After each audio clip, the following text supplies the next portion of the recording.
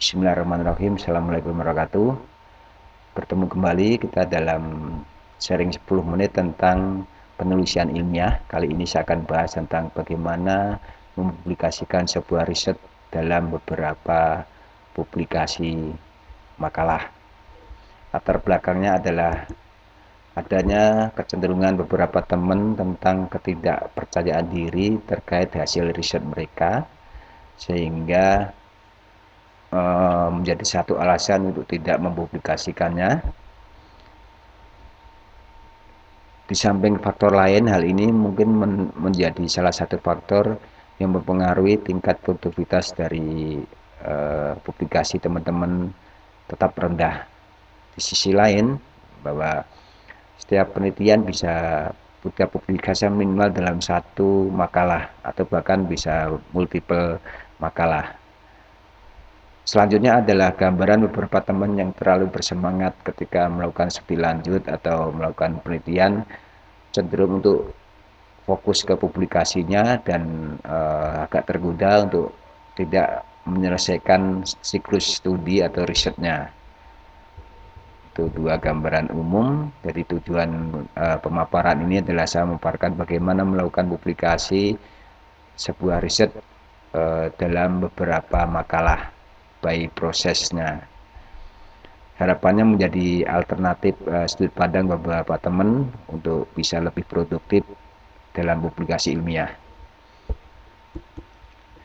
Jadi ada 4 agenda kita tentang riset dan publikasi secara umum, isu etika, analisis SWOT dan multiple publikasi, dan tip serta tip dalam multiple publikasi. Ini adalah gambaran umum siklus sebuah riset dan publikasi. Dari riset, menulis laporan risetnya, menulis makalah, dan menerbitkan makalahnya. Jadi 4 gambaran umumnya.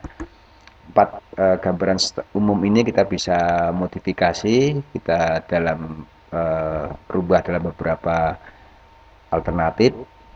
Pertama adalah riset, kemudian menulis draft penelitiannya, menerbitkannya, baru membuat laporannya.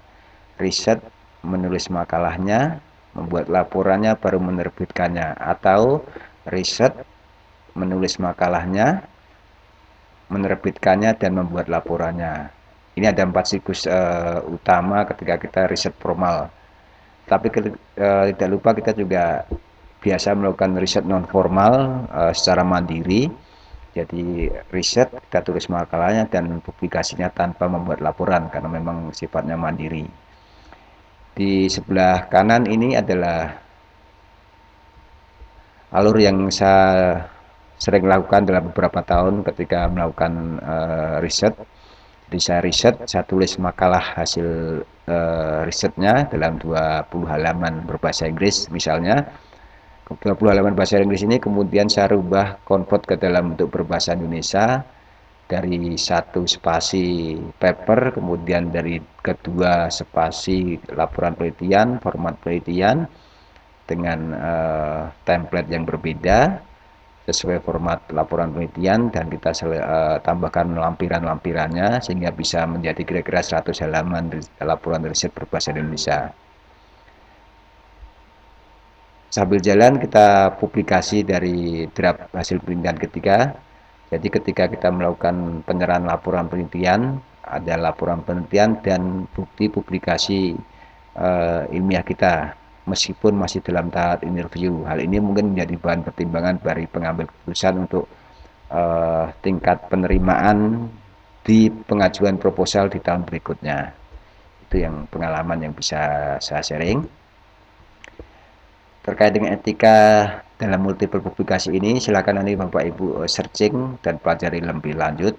Tetapi ada 4 hal yang mungkin menjadi catatan adalah terkait isu publikasi, duplikasi laporan, duplikasi paper, manipulasi data, dan kecenderungan publikasi yang tidak berkualitas. Itu yang memang 4 isu yang kita harus perhatikan. Ini terkait dengan lebih detail bagaimana merespon isu tersebut, yaitu kita riset, menulis laporan, dan menulis laporan menulis makalahnya. Gambaran pertama adalah ada beberapa teman melakukan kesalahan menulis makalah dan mengirimkan makalah tersebut ke dua penerbit yang berbeda. Ini namanya duplikasi pengirimannya, jadi yang berbahaya. Saya sarankan tidak dilakukan. Kemudian hasil satu riset dipecah ke dalam beberapa bentuk paper. Jadi ini publikasi multiple.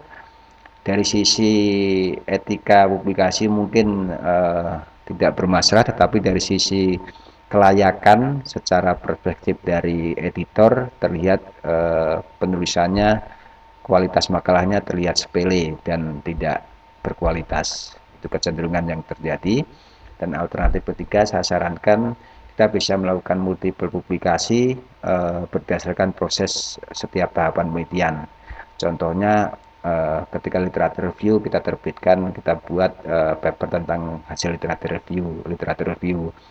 Tahap permodelan kita buat paper tentang tahapan permodelan, jadi by prosesnya secara berurutan mengikuti siklus penelitian.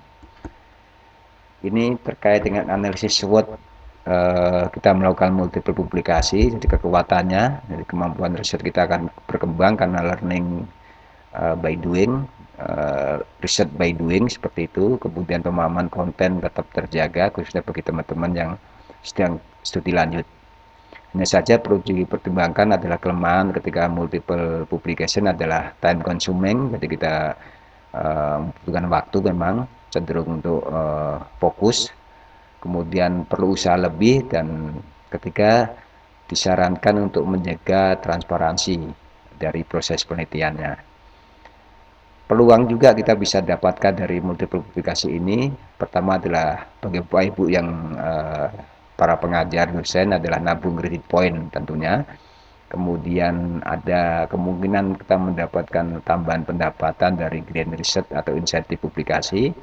Dan ketiga, bagi beberapa teman yang sedang studi lanjut adalah nilai tambah bagi pembimbing, penguji, dan mungkin para reviewer nantinya. Tapi juga tidak lupa bahwa ancaman ketika multiple publikasi ini adalah aspek plagiasi. Secara otomatis kita mempublikasi beberapa paper dari sumber yang sama, kita harus jaga aspek plagiasinya. Kemudian terlihat manipulasi datanya, kita bagaimana tidak melakukan itu.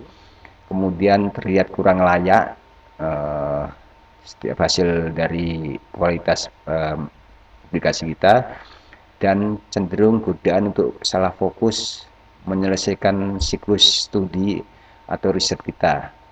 Itu yang ancaman mungkin dipertimbangkan. Catatan terakhir, tip dan trik multiple publikasi dalam satu riset. Satu adalah kita publikasi berdasarkan proses riset, proses penelitian, tahapannya, menjaga fokus untuk tetap menyelesaikan siklus studi atau risetnya, jadi tidak tergoda untuk publikasi. Dan ketiga, menjaga etika terkait plagiasi, manipulasi data, transparansi, dan kelayakan dari kualitas penelitian dan publikasi kita. Dan keempat, dibutuhkan kreativitas, kemampuan untuk mulai informasi, dan mengelola pengetahuan riset kita. Jadi ada 4 poin.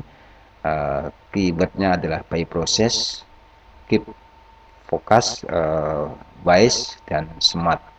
Saya berikan contoh di sini adalah satu siklus penelitian kita bisa terbitkan dalam 8 paper. Jadi 4 paper berwarna kuning paper tentang proceeding, dan warna coklat ini adalah paper jurnal yang berbeda. Demikian, alhamdulillahirrahmanirrahim, semoga menjadi bahan pertimbangan Bapak Ibu sekalian dalam melakukan publikasi multiple dari sebuah penelitian yang dilakukan. Alhamdulillahirrahmanirrahim. Assalamualaikum warahmatullahi wabarakatuh.